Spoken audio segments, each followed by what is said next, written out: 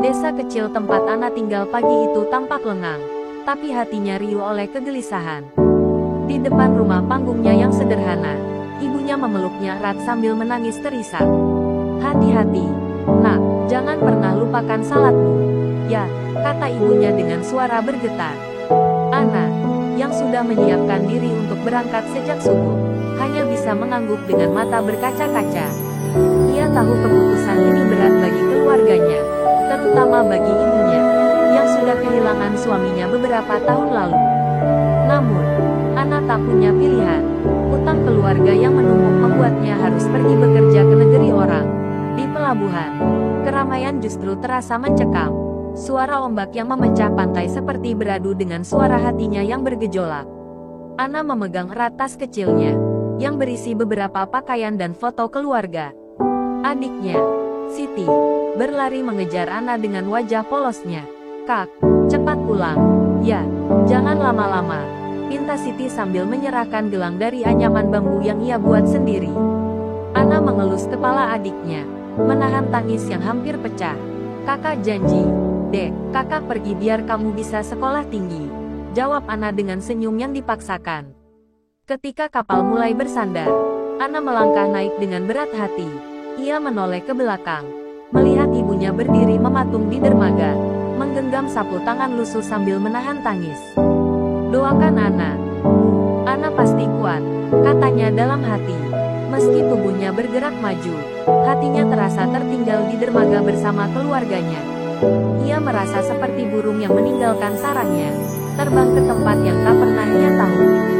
Perjalanan di kapal terasa sunyi meski di sekelilingnya penuh dengan wajah-wajah TKW lain yang juga berangkat ke Taiwan. Beberapa perempuan tampak bercengkerama, mencoba saling menguatkan, sementara Ana hanya duduk memandangi laut yang luas. Ia teringat bagaimana tetangganya sempat mencibir keputusannya menjadi TKW. "Kamu mau jadi pembantu di negeri orang? Apa nggak malu?" kata mereka. Namun, Ana hanya diam. Ia tahu, pekerjaannya bukanlah sesuatu yang mewah, tetapi demi keluarganya, ia rela meninggalkan harga dirinya. Angin laut membawa dingin yang menusuk, tapi Ana justru merasa dadanya panas. Rasa takut mulai merayapi pikirannya. Bagaimana jika ia tak mampu? Bagaimana jika majikannya kasar? Bagaimana jika ia tak bisa bertahan? Ia menarik napas dalam-dalam, mencoba menenangkan diri. "Aku harus kuat, demi ibu, demi Siti," gumamnya pelan sambil menggenggam gelang bambu pemberian adiknya. Ketika kapal akhirnya merapat di pelabuhan tujuan, Ana disambut oleh hiruk-pikuk suasana asing. Bahasa Mandarin yang ia pelajari seadanya di kampung terasa tidak cukup menghadapi dunia baru yang ada di depannya. Perwakilan agen menjemputnya bersama para TKW lain, mengarahkan mereka menuju bus yang akan membawa mereka ke tempat penampungan sementara. Hatinya semakin ciut, tapi ia tetap berusaha terlihat tegar di depan rekan-rekan seperjuangannya. Di dalam bus, Ana duduk di dekat jendela, memandangi gedung-gedung tinggi yang menjulang. Berbeda jauh dengan desanya yang penuh dengan hamparan sawah. Ia tersadar bahwa ini adalah awal dari perjuangannya. Namun, di balik ketegaran itu, ada rasa takut yang sulit ia usir. Air matanya akhirnya jatuh perlahan, tanpa suara. Ia membayangkan wajah ibunya, senyumnya yang kini ia tinggalkan. "Ibu, maafkan Ana, semoga ini semua tidak sia-sia," batinnya lirih. Ketika malam tiba dan bus berhenti di asrama, Ana hanya bisa menatap langit gelap dari jendela kecil kamarnya. Ia sadar, ini bukan akhir dari perjalanan, melainkan baru permulaan. Di negeri asing ini, ia harus melawan rindu, ketakutan, dan kelelahan.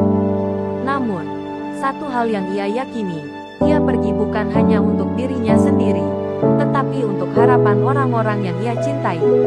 Pagi pertama, Ana di Taiwan dimulai dengan rasa asing yang menusuk. Ia terbangun di asrama yang penuh dengan pekerja migran lainnya. Namun keheningan kamar kecilnya membuat ia merasa kesepian. Setelah sarapan seadanya, agen tenaga kerja memanggil namanya. "Ana, hari ini kamu akan mulai bekerja," kata seorang wanita berkacamata dengan nada dingin. Ana hanya mengangguk, perasaannya campur aduk, antara takut dan penasaran pada keluarga majikan yang akan ia temui. Ia hanya membawa doa agar semuanya berjalan lancar. Mobil yang membawanya ke rumah majikan berhenti di depan sebuah rumah besar bergaya tradisional dengan halaman luas yang dihiasi pohon-pohon plum. Ana menelan ludah, berusaha mengusir kegugupannya. Seorang wanita parubaya membuka pintu, memperkenalkan dirinya sebagai Lin, anak dari pria tua yang akan Ana rawat. Ayahku, Tuan Lin, sulit diatur, tapi tugasmu sederhana, merawatnya, memberinya makan, dan memastikan ia tidak terluka, katanya dengan suara tegas. Ana mengangguk patuh, meski hatinya dipenuhi kekhawatiran. Ketika pertama kali bertemu Tuan Lin, Ana terkejut melihat betapa dinginnya tatapan pria tua itu. Dengan rambut putih yang rapi dan wajah penuh kerutan, ia duduk di kursi roda di ruang tamu yang sunyi. Ketika Lin memperkenalkan Ana, pria itu hanya menghela napas panjang tanpa menoleh. Aku tidak butuh perawat, aku baik-baik saja sendiri, katanya dalam bahasa Mandarin yang terbata-bata Ana pahami.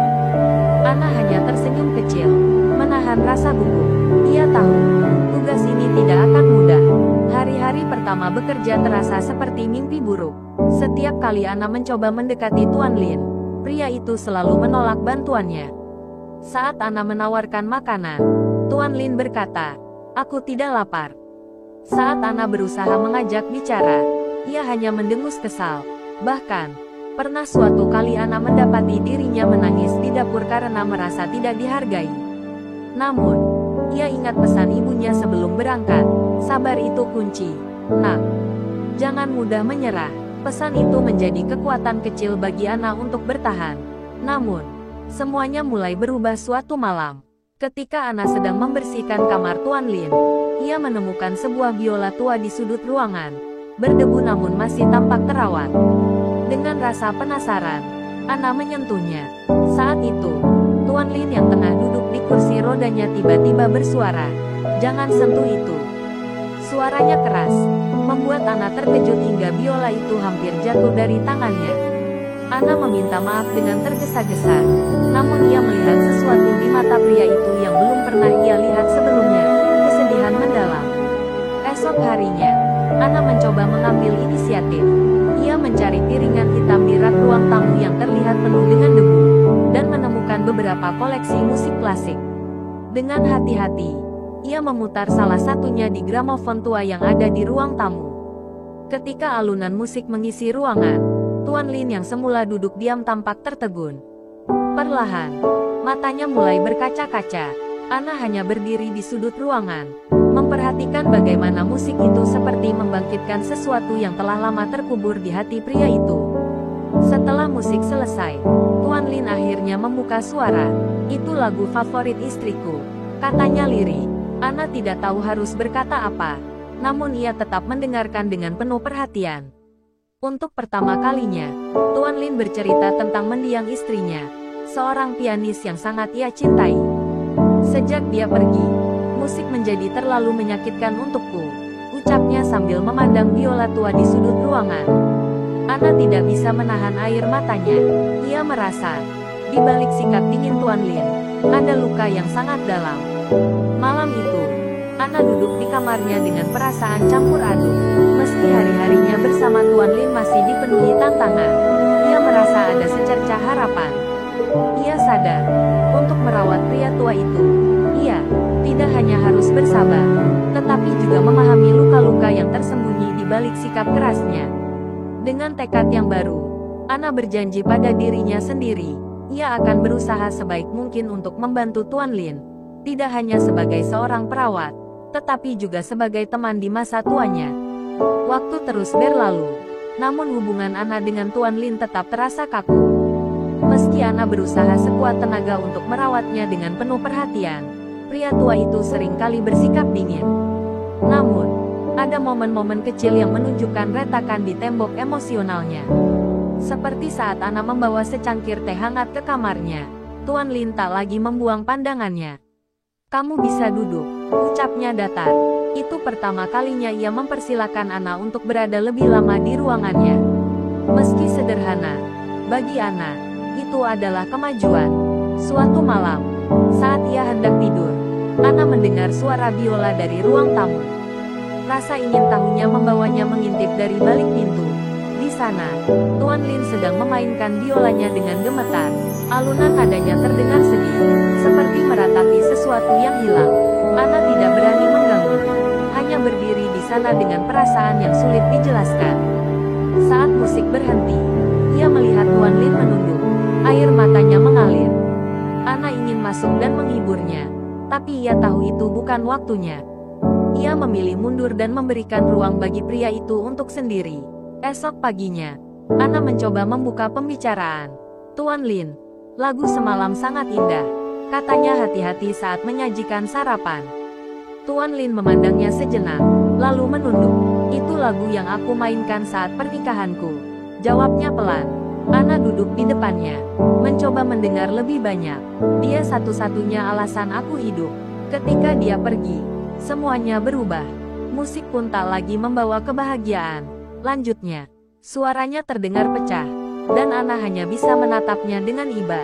Untuk pertama kalinya, Tuan Lin berbagi rasa kehilangan yang selama ini mengurungnya.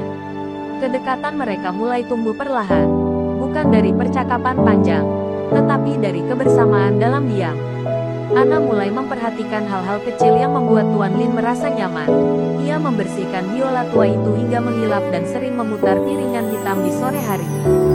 Setiap kali musik mengalun, Tuan Lin tampak lebih tenang. Bahkan, ia mulai bercerita sedikit demi sedikit tentang kehidupannya dulu. Tentang bagaimana ia dan istrinya sering bermain musik bersama di bawah pohon plum di taman belakang. Suatu hari, Ana membawa teh ke taman, mengajaknya keluar untuk menghirup udara segar. Awalnya, Tuan Lin menolak, tetapi setelah beberapa kali bujukan, ia akhirnya setuju. Mereka duduk di bangku taman, dikelilingi oleh bunga-bunga yang mulai bermekaran. Dulu, taman ini adalah tempat favoritku, ucap Tuan Lin sambil memandang sekeliling. Ana tersenyum kecil, lalu berkata, Tuan Lin, hidup memang tidak pernah mudah. Tapi saya percaya, kenangan yang indah itu adalah kekuatan, bukan beban.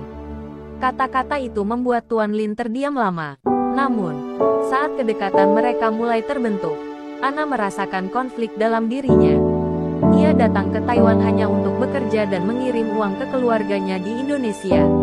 Tapi kini, ia merasa bahwa hubungannya dengan Tuan Lin mulai melibatkan perasaan yang lebih dalam.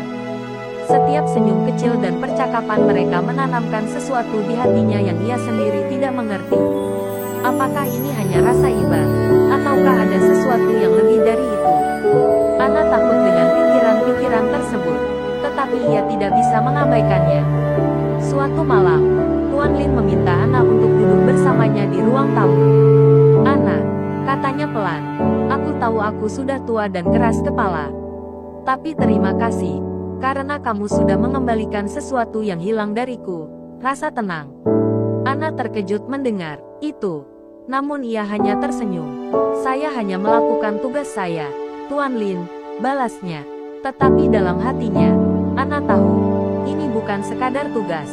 Ada koneksi yang mulai tumbuh, sesuatu yang tak pernah ia bayangkan sebelumnya. Di kamar malam itu, Ana tidak bisa tidur. Ia memandang gelang anyaman pemberian adiknya, mengingat tujuannya bekerja di Taiwan. Tapi kini, ia merasa terjebak dalam dilema. Tuan Lin bukan hanya majikan baginya, tetapi juga seseorang yang telah mengubah cara pandangnya tentang cinta dan kehilangan. Ia bertanya-tanya, apakah yang sedang ia jalani ini adalah sesuatu yang benar, ataukah ini hanya jalan buntu yang akan berakhir dengan rasa sakit. Di tengah kebingungannya, ia hanya bisa berdoa agar hatinya tetap kuat menghadapi hari-hari yang akan datang. Hubungan Ana dan Tuan Lin terus berkembang, meski mereka tak pernah mengatakannya secara langsung. Ada sesuatu yang tak terucap dalam keheningan mereka, sebuah keakraban yang tumbuh dari luka dan kesepian masing-masing. Suatu malam, Ana sedang duduk di taman belakang rumah sambil memandang langit. Udara dingin Taiwan membuat tubuhnya menggigil, namun ia tetap memilih berada di sana. Langit malam itu penuh bintang, sesuatu yang mengingatkannya pada malam-malam di desanya bersama keluarganya. Ia menatap gelang bambu di pergelangan tangannya, merasakan kerinduan yang begitu dalam. Tanpa ia sadari, Tuan Lin keluar dengan kursi rodanya.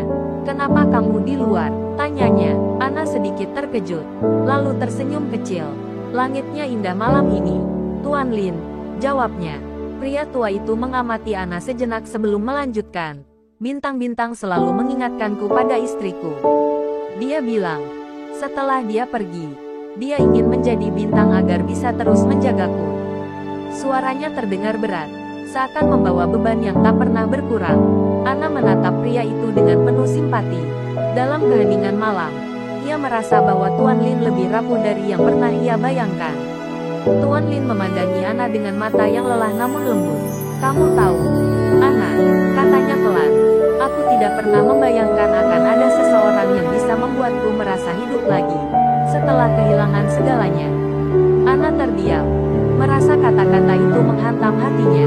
Ia tidak tahu harus menjawab apa. Dalam pikirannya, ia terus berusaha mengingatkan diri sendiri bahwa hubungannya dengan Tuan Lin hanyalah hubungan majikan dan pekerja. Namun, ada sesuatu dalam kata-kata itu yang membuatnya merasa hangat dan bingung di saat bersamaan. Ana mencoba mengalihkan perhatian. Tuan Lin, maukah Anda menceritakan bagaimana Anda bertemu dengan istri Anda? Tanyanya, berharap bisa membawa percakapan itu ke arah yang lebih netral. Tuan Lin tersenyum kecil, seakan kenangan itu adalah satu-satunya hal yang masih membuatnya bahagia. Dia adalah seorang pianis yang luar biasa. Aku bertemu dengannya di konser Amal. Saat aku memainkan biolaku, dia tiba-tiba datang dan memainkan piano untuk melengkapiku.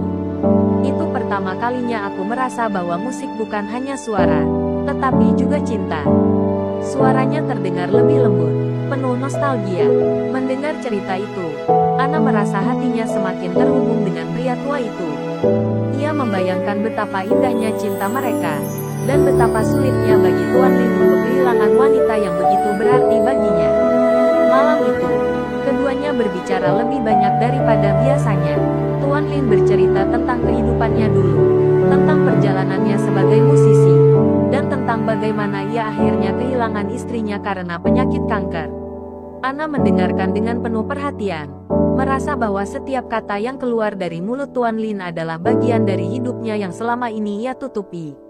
Namun, di tengah keintiman itu, Ana merasakan rasa bersalah yang mulai muncul. Ia sadar, semakin ia dekat dengan Tuan Lin, semakin ia terjebak dalam sesuatu yang sulit ia kendalikan. Malam itu, saat ia kembali ke kamarnya, ia memandangi bayangannya di cermin. Apa yang sedang aku lakukan? Tanyanya pada dirinya sendiri. Ia mencoba meyakinkan dirinya bahwa perasaannya hanyalah rasa iba, bahwa ia tidak boleh terjebak dalam hubungan yang tidak mungkin. Tapi hatinya berkata lain, dan itu membuatnya semakin takut. Hari-hari berikutnya, Ana mencoba menjaga jarak. Ia menjadi lebih pendiam, hanya berbicara dengan Tuan Lin jika diperlukan. Namun, Tuan Lin menyadari perubahan itu. Kenapa kamu berubah, Ana? Tanyanya suatu hari. Ana hanya menggeleng dan tersenyum kecil, berusaha menyembunyikan apa yang ia rasakan. Tapi di dalam hatinya, ia tahu bahwa ia tidak bisa terus seperti ini. Hubungan ini semakin rumit, dan ia takut tidak akan bisa keluar tanpa melukai dirinya sendiri atau orang lain. Malam itu, Ana kembali ke taman, berharap bintang-bintang bisa memberinya jawaban. Ia berdoa dengan sungguh-sungguh, meminta petunjuk kepada Tuhan. Apakah yang aku rasakan ini salah? Gumamnya. Namun, langit tetap diam, hanya memberikan keindahannya tanpa jawaban. Di kejauhan, ia mendengar suara biola Tuan Lin. Melodi itu begitu indah, namun penuh dengan kesedihan. Ana menutup matanya, membiarkan air matanya jatuh. Ia tahu, apapun yang akan terjadi, hidupnya tidak akan pernah sama lagi. Hari-hari terus berlalu, dan meskipun Ana mencoba menjaga jarak, Tuan Lin semakin menunjukkan sisi lembutnya. Ada kehangatan baru dalam sikapnya, meski tetap diselimuti kesunyian. Suatu sore, ketika Ana sedang membersihkan taman belakang, Tuan Lin memanggilnya. Ia duduk di kursi rodanya, menatap Ana yang sibuk dengan sapu di tangan. Ana, panggilnya pelan. Ana menghentikan pekerjaannya dan menoleh. Ya, Tuan Lin, jawabnya. Kamu tahu, lanjut Tuan Lin sambil menghela napas panjang. Aku tidak pernah berpikir bahwa seseorang seperti kamu bisa hadir dalam hidupku. Kamu seperti pengingat bahwa aku masih punya alasan untuk hidup. Kata-kata itu membuat Anna terdiam. Hatinya bergetar. Tetapi ia hanya menunduk, mencoba menyembunyikan kegelisahannya. Saya hanya melakukan apa yang menjadi tugas saya, Tuan Lin, ucapnya dengan suara pelan. Namun, Tuan Lin menatapnya dengan tajam. Tidak, Anna, kamu melakukan lebih dari itu. Kamu mengembalikan sesuatu yang hilang dari hidupku. Kamu memberiku alasan untuk tersenyum lagi, katanya. Anna merasa pipinya memanas. Ia tidak tahu harus berkata apa. Ada sesuatu yang mulai tumbuh di antara mereka. Sesuatu yang sulit ia hindari. Malam itu, saat Anna tengah mempersiapkan makan malam, ia mendengar langkah kursi roda mendekat. Tuan Lin datang ke dapur. Sesuatu yang jarang terjadi. Anna, katanya, bisakah kita makan malam di taman malam ini? Anna terkejut, tetapi ia mengangguk. Ia segera menyiapkan makanan dan membawa meja kecil ke taman.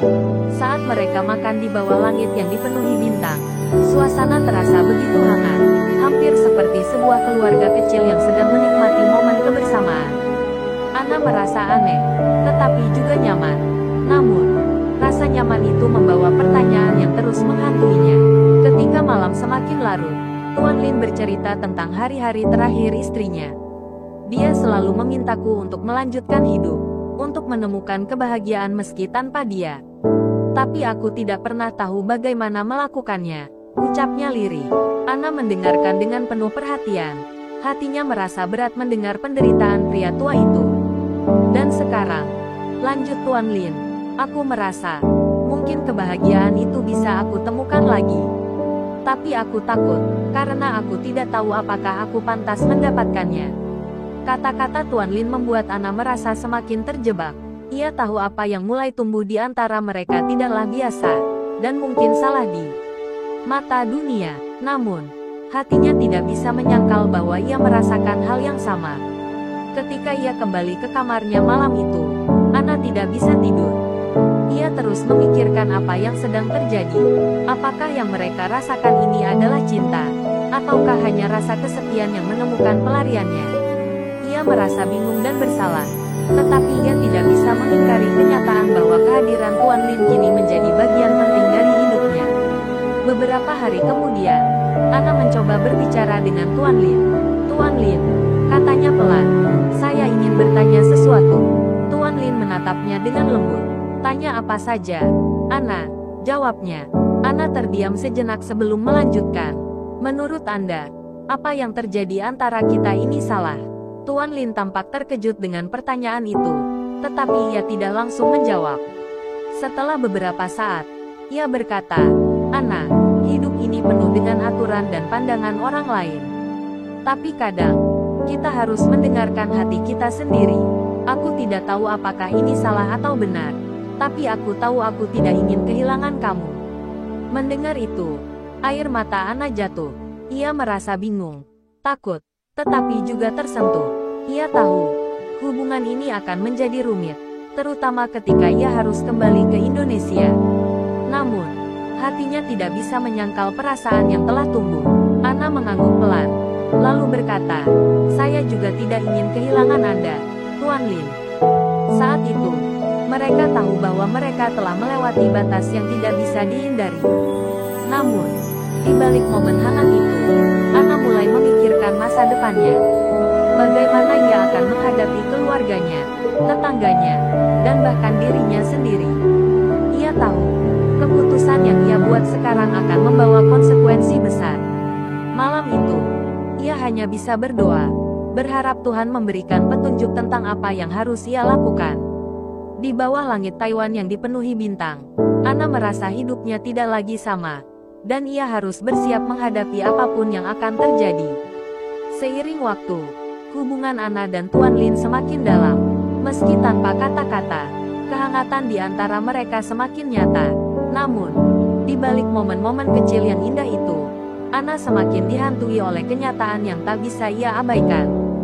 Ia tahu waktunya di Taiwan terbatas, dan ia harus kembali ke Indonesia untuk keluarganya. Setiap malam, Anna memandang gelang bambu di pergelangan tangannya. mengingat pesan ibunya sebelum ia berangkat. Jangan lupa tujuanmu, nak. Kami menunggumu pulang. Kata-kata itu terus menghantui pikirannya. Sementara itu, Tuan Lin juga mulai menunjukkan perubahan yang semakin mencolok.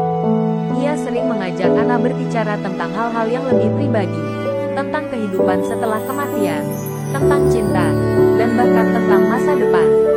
Pada suatu malam, saat mereka duduk di taman, Tuan Lin tiba-tiba berkata, "Ana, aku tahu suatu hari nanti kamu harus pergi. Tapi aku tidak tahu apakah aku bisa kembali ke kesepian setelah kamu tidak ada."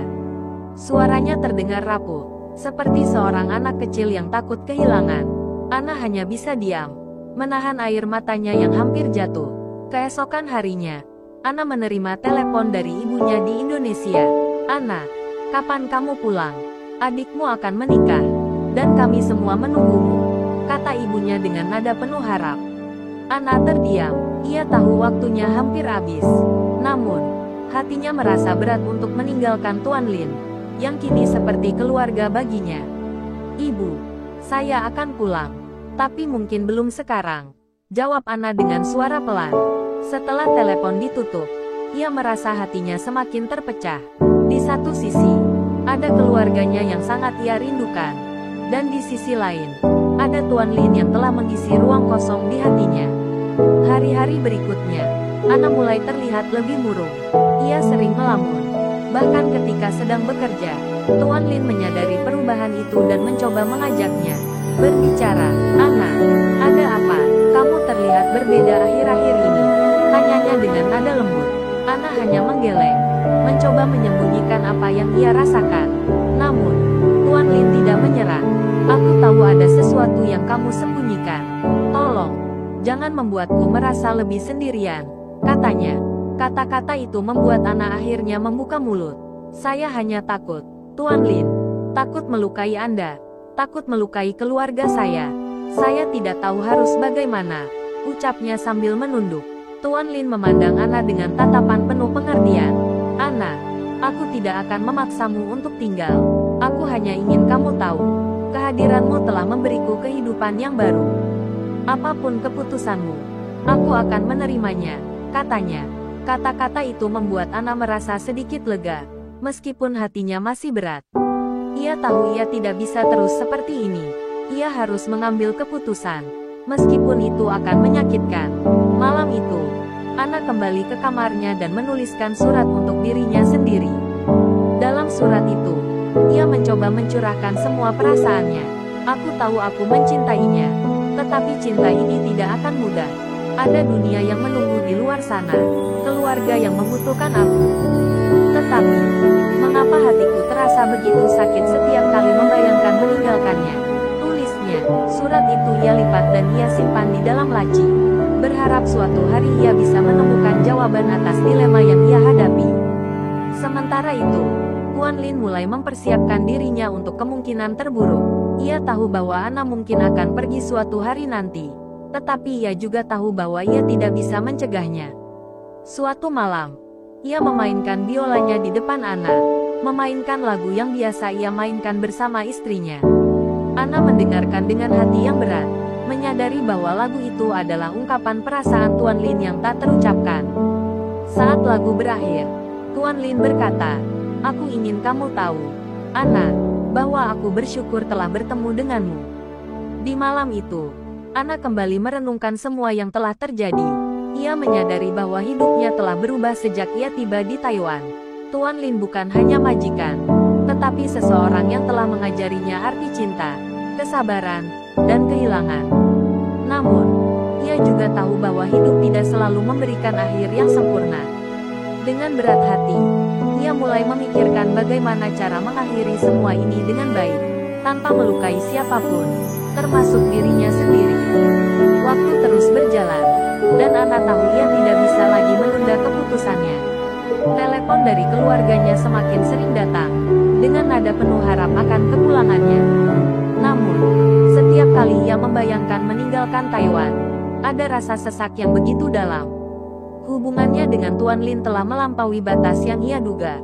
Ia tidak hanya menjadi pengurusnya, tetapi juga teman yang menemani kesendiriannya. bahkan seseorang yang telah mencuri hatinya. Tetapi Ana tahu, perasaan ini tidak akan mudah diterima oleh dunia luar. Suatu pagi, Ana memberanikan diri untuk berbicara dengan Tuan Lin. Setelah menyajikan sarapan, ia duduk di meja makan, menatap pria tua itu dengan ragu. "Tuan Lin, saya harus bicara sesuatu yang penting," ucapnya dengan suara gemetar. Tuan Lin mengangkat wajahnya, menatap Ana dengan penuh perhatian. "Apa yang ingin kamu katakan, Ana?" tanyanya lembut. Ana menarik napas panjang sebelum melanjutkan. "Saya rasa, sudah saatnya saya kembali ke Indonesia. Keluarga saya membutuhkan saya, dan saya tidak bisa terus berada di sini." Mendengar itu, Tuan Lin terdiam lama. Ia menatap piring di depannya, seakan berusaha memahami kata-kata Ana. "Aku tahu hari ini akan datang," katanya akhirnya. Suaranya terdengar berat. "Tapi aku tidak pernah benar-benar siap." Ana merasa hatinya hancur melihat ekspresi pria tua itu. Ia mencoba menjelaskan, "Saya tidak ingin meninggalkan Anda, Tuan Lin. Tapi, keluarga saya, mereka telah menunggu saya begitu lama. Saya juga punya tanggung jawab kepada mereka." Tuan Lin mengangguk perlahan, mencoba menerima kenyataan yang tak terhindarkan. "Ana, aku tidak akan menahanmu. Keluargamu adalah segalanya. Tetapi sebelum kamu pergi, ada sesuatu yang ingin aku katakan," ucapnya. Ana menatapnya dengan mata berkaca-kaca, menunggu apa yang akan dikatakan Tuan Lin. "Aku mencintaimu, Ana, tidak seperti pria muda mencintai wanita, tetapi dengan seluruh hatiku yang tersisa.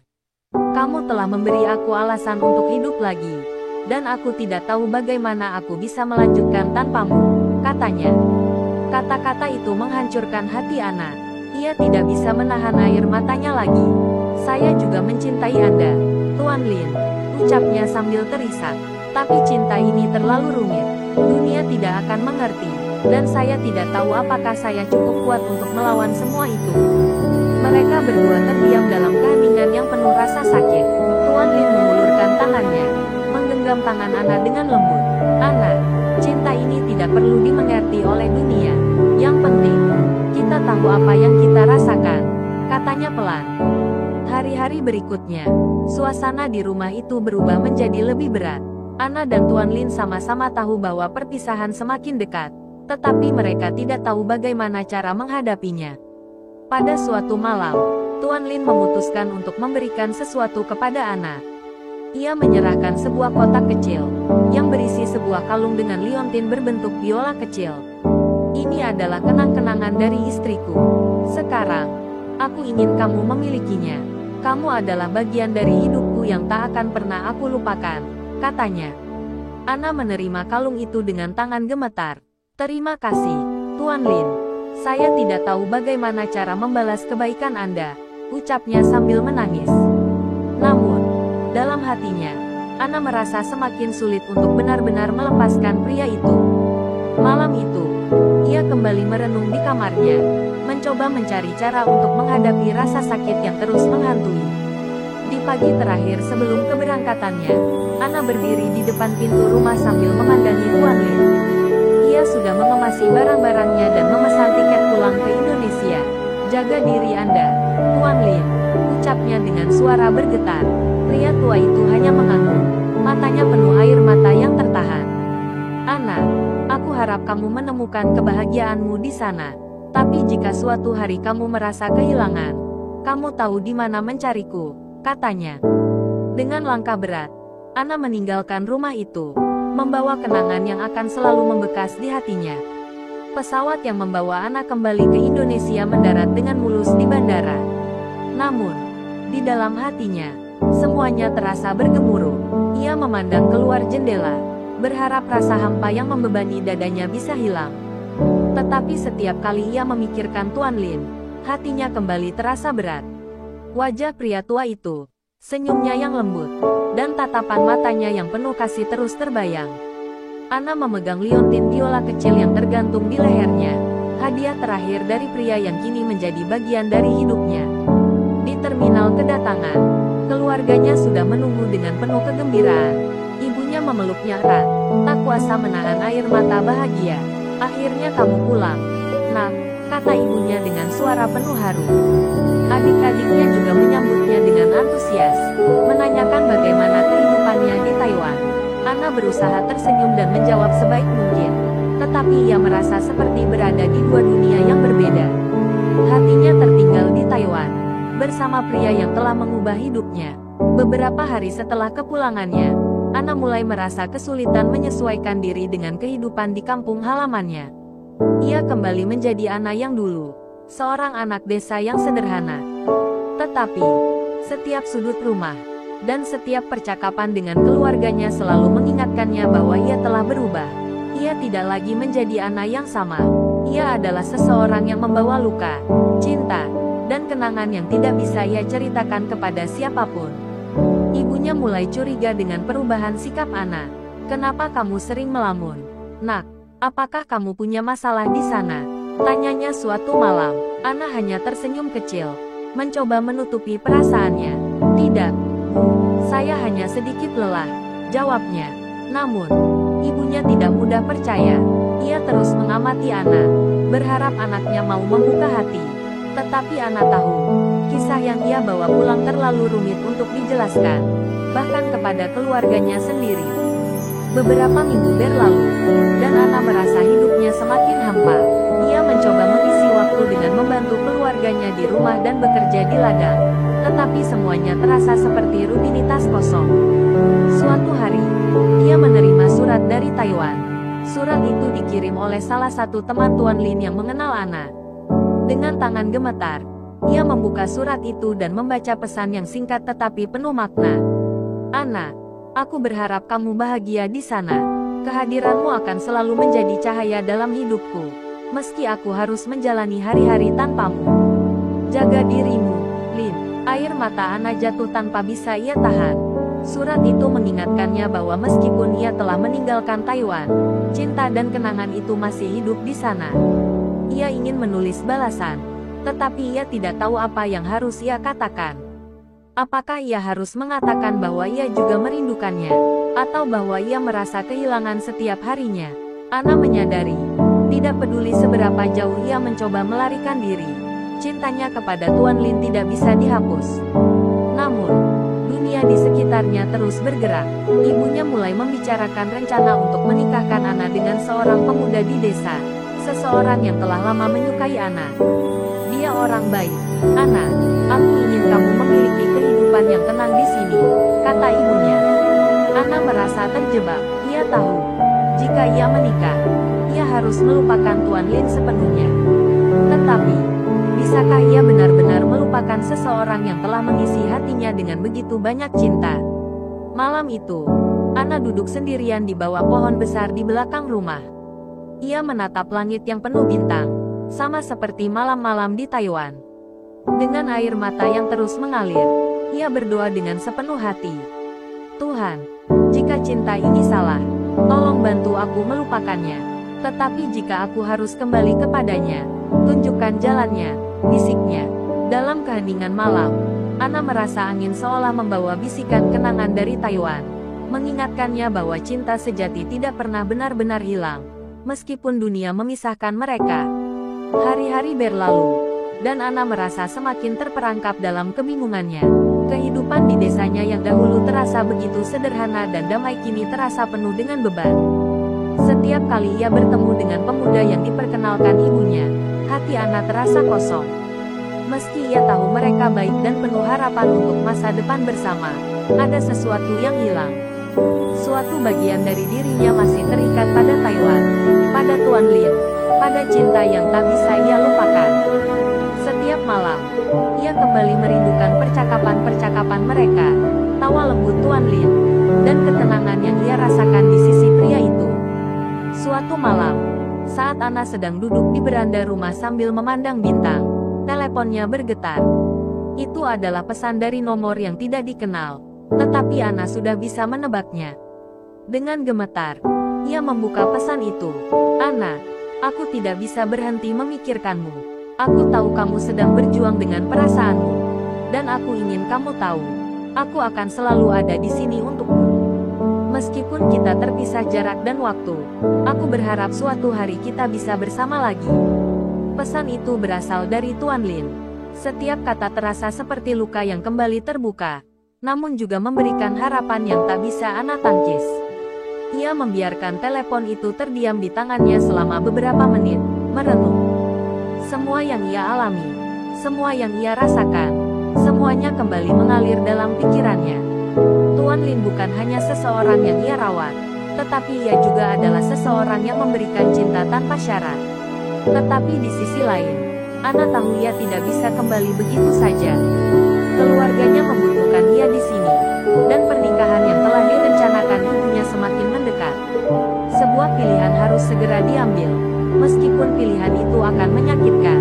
Di tengah kebingungannya, Ana memutuskan untuk menemui lelaki yang diperkenalkan ibunya, Suryo. Mereka duduk bersama di sebuah warung kopi kecil di desa, dengan suasana yang agak canggung. Suryo adalah pria yang baik hati, penuh perhatian, dan selalu berusaha membuat Ana nyaman. Namun, meski semua sifat baik itu ada pada dirinya, hati Ana tidak bisa menerima kenyataan bahwa ia harus melanjutkan hidupnya dengan seseorang yang bukan Tuan Lin.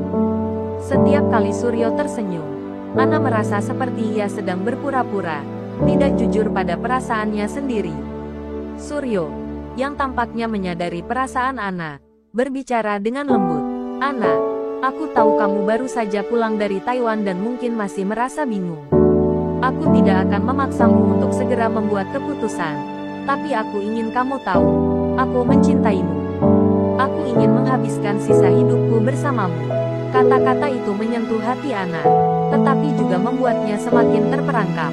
Ia merasa bersalah, merasa tidak adil jika ia mengabaikan perasaan Suryo begitu saja. Namun, hatinya masih tertinggal jauh di Taiwan, bersama Tuan Lin. Beberapa hari setelah pertemuannya dengan Suryo, Ana kembali merasakan betapa perasaan itu mengganggunya. Keluarga mulai membicarakan pernikahan mereka dengan serius, dan Ana merasa semakin tertekan. Di sisi lain, pesan dari Tuan Lin tak henti-hentinya datang, meski ia tak pernah membalasnya. Rasa rindunya semakin menumpuk, tetapi ia merasa tak berhak untuk kembali ke dalam hidup pria itu. Ia tahu apa yang akan terjadi jika ia kembali. Ia akan menyakiti keluarganya, dan mungkin Tuan Lin sendiri. Pada suatu malam yang hening, Ana pergi ke rumah kecil di ujung desa tempat ia biasa duduk sendiri. Di sana, ia menatap langit yang luas, berharap Tuhan memberikan petunjuk. Dalam keheningan itu, ia menyadari bahwa ia tidak bisa terus hidup dalam ketidakpastian. Ana harus membuat keputusan, meski itu akan mengubah hidupnya selamanya. Ia menatap liontin biola di lehernya, mengenang Tuan Lin yang telah memberi begitu banyak pada hidupnya. Tetapi, bisakah ia meninggalkan keluarganya untuk mengejar cinta yang tidak pasti? Dengan hati yang berat, Ana akhirnya memutuskan untuk menulis surat kepada Tuan Lin. Ia menulis dengan tangan gemetar, menjelaskan semuanya.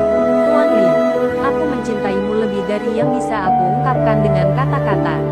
Tetapi aku juga harus menerima kenyataan bahwa hidupku ada di sini, dengan keluargaku. Aku tidak bisa kembali, karena aku tahu, kamu pantas mendapatkan seseorang yang bisa sepenuhnya bersamamu. Maafkan aku jika aku mengecewakanmu. Aku akan selalu mengingatmu dalam hatiku. Surat itu Ana kirimkan dengan air mata yang tak bisa ia tahan. Sebuah perpisahan yang penuh cinta dan kesakitan. Dan Ana tahu, hidupnya tidak akan pernah sama lagi setelah ini. Beberapa minggu setelah Ana mengirim surat kepada Tuan Lin, kehidupan di desa kembali berjalan seperti biasa. Meskipun Ana mencoba menyibukkan diri dengan pekerjaan di rumah dan membantu keluarga, ia merasakan kehilangan yang mendalam. Surat itu masih tergenggam di tangannya, sebagai pengingat dari keputusan yang ia buat. Setiap kali ia melihat liontin biola yang diberikan oleh Tuan Lin, rasa sakit itu kembali muncul. Namun, Ana berusaha keras untuk menenangkan diri. Ia tahu, meskipun perpisahan itu terasa begitu berat, itu adalah pilihan yang harus ia jalani. Namun, dalam hatinya, Ana merasa ada yang hilang. Kehidupannya di desa, meskipun penuh dengan cinta dan perhatian dari keluarganya, tetap terasa hampa. Suryo, yang kini semakin dekat dengan Ana, berusaha memberi dukungan. Tetapi Ana tidak bisa mengabaikan perasaan rindu yang tak terucapkan untuk Tuan Lin. Setiap kali ia bertemu dengan Suryo, ia merasa seperti sedang bermain peran seorang wanita yang bahagia, tetapi hatinya masih terikat pada tempat yang jauh. Suatu sore, saat Ana sedang duduk di teras rumah, memandang ke arah jalan yang membentang jauh, sebuah mobil berhenti di depan rumahnya. Ana menoleh, dan jantungnya berdegup kencang. Tuan Lin, tidak mungkin. Namun, ketika pintu mobil terbuka, muncul sosok pria yang tidak asing. Tuan Lin, dengan penampilan yang sedikit lebih tua dari yang terakhir ia ingat, tetapi matanya tetap memancarkan kehangatan yang selalu Ana rindukan. Tanpa kata-kata, Tuan Lin berjalan mendekat dan memandang Ana dengan tatapan yang penuh arti. Ana merasa tubuhnya seperti dibekukan. Tuan Lin, apa yang kamu lakukan di sini? Tanyanya dengan suara tercekat. Tuan Lin tersenyum tipis. Aku tahu aku tidak seharusnya datang, tapi aku tidak bisa membiarkanmu pergi tanpa memberitahumu bahwa aku mencintaimu. Aku tahu ini bukan waktu yang tepat, dan aku tahu aku tidak punya hak untuk meminta apapun. Tetapi, aku datang hanya untuk melihatmu sekali lagi, untuk memastikan bahwa kamu tahu betapa berharganya kamu bagi hidupku. Tuan Lin tidak mengatakan apa-apa lagi. Ia hanya berdiri di sana, menatap Ana dengan penuh harap. Ana merasa seolah-olah dunia berhenti berputar.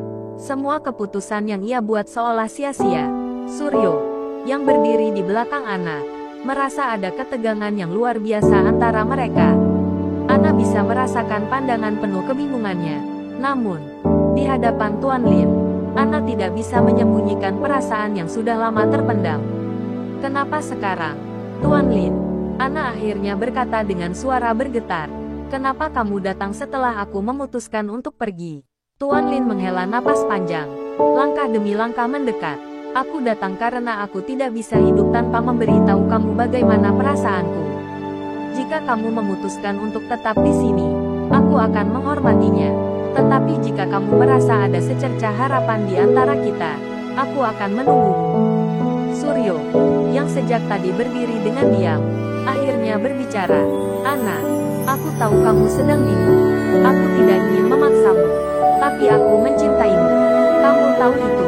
Ana menoleh ke arah Suryo. Wajahnya penuh dengan kesedihan dan kebingungannya. Aku tidak tahu harus memilih siapa. Suryo, hatiku terbelah. Di satu sisi, ada kamu yang selalu ada untukku. Dan di sisi lain, ada Tuan Lin, yang telah mengisi hatiku dengan begitu banyak kenangan dan cinta yang tidak bisa aku abaikan. Di bawah langit yang mulai gelap, Ana merasa tak berdaya. Ia tidak tahu apa yang harus dilakukan dengan perasaannya. Semua yang terjadi begitu cepat, dan sekarang ia harus memilih. Tuan Lin, yang telah datang dari jauh, atau Suryo yang selalu ada di sampingnya. Tak ada jawaban yang mudah, hanya perasaan yang semakin membingungkan. Namun satu hal yang pasti, Ana tahu bahwa cinta bukanlah sesuatu yang bisa dipaksakan atau dipilih dengan mudah. Apapun yang ia pilih, hidupnya tidak akan pernah sama lagi.